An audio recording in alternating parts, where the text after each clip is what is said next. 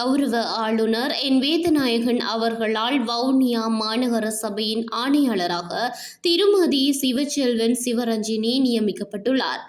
ஆளுநர் செயலகத்தில் இன்று வியாழக்கிழமை 19ஆம் தேதி காலை நடைபெற்ற நிகழ்வில் ஆளுநர் இதற்கான நியமன கடிதத்தை உத்தியோகபூர்வமாக வழங்கி வைத்தார். இந்நியமனமானது இன்று முதல் நடைமுறைக்கு வரும் வகையில் வழங்கப்பட்டுள்ளது.